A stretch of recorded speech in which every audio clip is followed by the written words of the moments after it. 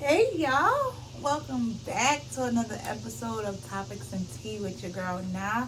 If you're a new subscriber, make sure you like, comment, subscribe. Most importantly, share. Tell a friend to tell a friend. If you are a returning subscriber, hey, hey, how you doing? Thank y'all for staying tuned. I've been seeing my subscribers go up, and I'm super appreciative of that. I thank all y'all for tuning in and staying, tapped in with me each and every Monday or whatever day you choose to watch it. But y'all know I post my videos each and every Monday. So I thank y'all for rocking with me. Today's topic, what I'm going to be talking about, today's discussion, I'm going to be talking about just being a single mom.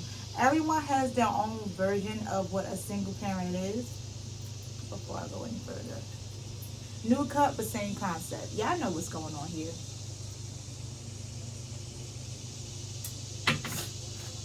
Everybody has their own version of what a single parent is. For me, growing up, I thought a single parent was just a mom that takes care of her child alone, like by herself. That's what my version of a single parent was. Because that's all I seen back then, and that was considered single parents. But as I got older and going through my own situation and my own things, for me, a single parent, I'm a single person. My son will be with me primarily. Me and his dad are not together, so I'm a single mom. I don't know which other way I can put it. I know a single mom has kind of a stigma, but I consider myself to be a single mom. So I'm just gonna be talking about that and how hard it is dating as a single woman, and did I make the right decision? Should I have tried harder? There's a lot of things a lot of different stages that I had to go through to be completely and fully comfortable in what I'm in now and my glory now. It took me a while to get here. So first thing first, y'all know I have my notepad because I'm trying to be organized. I'm trying to stay focused and on the topic, but it's so hard. Like I like to write stuff down. Normally I have it on my phone or I have it like somewhere I can see it, but I feel like if I write it down and I can see it, it works out better for me that way. So being a single mom, well, single parent, single mom, whatever. It was in the beginning. It was super super hard because who wants that for their kid? Like it was something that I never wanted to give my son. I never wanted him to grow up. Y'all know if y'all watch my previous videos. If you haven't, go back and watch it. I never wanted him to grow up the way that I did, which was in a single parent household. And unfortunately, that is going to be his reality for right now, until I find my husband. You out there, hit me up. Like, what you waiting for? Come find me because I've been looking for you. But yeah, in the beginning, it was super hard for me to kind of wrap my head around the fact that the exact thing that didn't want for my son is exactly what I'm giving him. However, it's a little bit better because me and his dad now are like great. We're a great team. Like we get things done together. We're a great team. But in the beginning, you go through your phases and your transition. So it was hard. It was like super depressing. That played a lot on my postpartum depression and me just being going through depression as a whole and me seeking a therapist because I was just like, dang, like you failed your kid and he isn't even old enough to understand what's going on, but you've already failed him as a parent. So it was really hard in the beginning, but I had to stop beating myself up because I felt like what is supposed to happen is gonna happen. The way my life is supposed to go, regardless of how I want it to go, God already has it planned out. God already has everything planned out. So although me and his dad didn't work, I feel like we were a great pair to have a child together because we work miracles for my son. We make things happen. There's nothing that my son can ever say he need or want for. My son has been to different countries, he's been different places, and he's only 4. So it's like we make things happen. So I feel like things work in mysterious ways. Although we didn't work as a couple when it comes to co-parenting, we hold it down regardless. That's one thing I can't ever take away from him when it comes to doing anything for my son or being there for my kid. I have not one bad thing to say. We just didn't work out in a relationship, and that's okay. Now I'm able to say that's okay and be completely comfortable in saying and knowing that.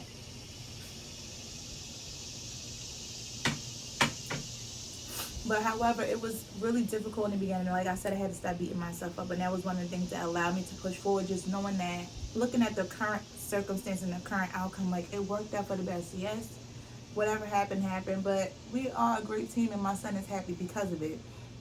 Another thing that I've always like questioned was,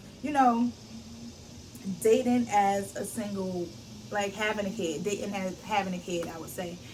And it's kind of difficult because dating 10 years ago and dating now is completely different. I haven't even thought of the idea of dating or tried to even put myself out there like to date, but I just don't know like the rules and like when do you bring a dude around your kid, like when is it okay to introduce your kid to a dude. Like I just don't want to be the type where I'm bringing multiple dudes around my son and God forbid we don't work out. Now my son's like, oh mommy, well what happened to John, like who was Derek? Like, you know what I'm saying? Like, I don't ever want to be that parent to where I'm having multiple men around my dude. So I'm struggling. I'm currently in the mix of like, at first I was just like, I'm not ever bringing nobody around my son. Like, that's that. Like, I don't ever, if it ain't his father, he don't ever need to be around like nobody I'm dating.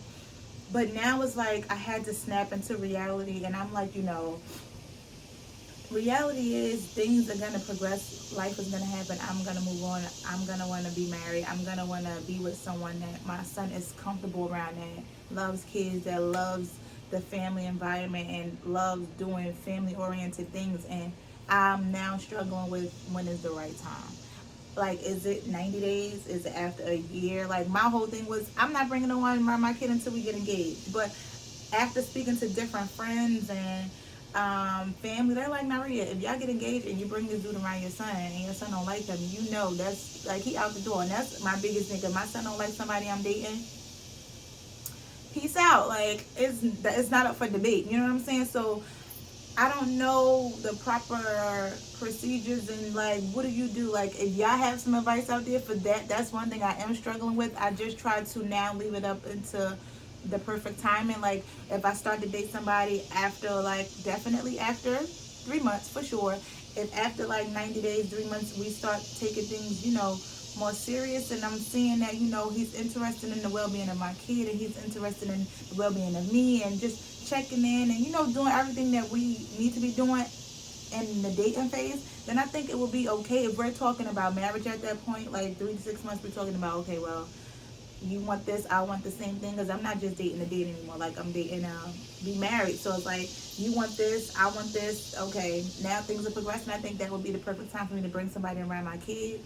Um, but that was something I always struggled with, and even now I'm saying this now. I hope I'm able to stick to it, but I haven't been in a situation yet. I haven't dated to know if I'm gonna be having someone around my kid or not. So I guess I have to, that'll be to be determined. I have to come back to y'all with that. But another thing outside of the two that I just mentioned is, did I even try hard enough? Like before, I would always think like, did I even try? Did I give it my all? Like, did I sit here and say, all right, now you've exhausted every option. You've done everything with you and your co-parent. Like, this is it. Like, y'all can say y'all done everything you can, and this is it. Now, where I'm sitting at now, I can honestly say we've done everything we could possibly do to see if we could rekindle and things can work out. And unfortunately it just didn't work. Like, and that's okay. If this was me saying this probably a year or two ago, I probably would have been boohoo crying. But I'm so comfortable in my space and I'm so comfortable in my skin and where I'm at mentally, physically, spiritually, co-parent wise in my relationships, that I'm able to sit here and say without any tears and without getting teary eyed to say that we gave it our all, and it was just something that didn't work out the way that we wanted it to. I just feel like when you get older, you grow apart. You go different directions. You go and you're on your own path. And I just don't think that it would be best for us to show my son a dysfunctional relationship. I think it's more healthy for us to do our own thing and show him how we can be our best selves for him as a unit separately, instead of trying to force something to make something work that it would just be dysfunctional and it just wouldn't work. The tension in the house probably wouldn't be where we needed to be. So I would say we've exhausted all of our options. This is one of the things that I was like getting on my parents about like, why didn't y'all try harder? Why didn't y'all do this? Why didn't y'all do that? And allow me now to see now at the age I'm in, at the age I am at now.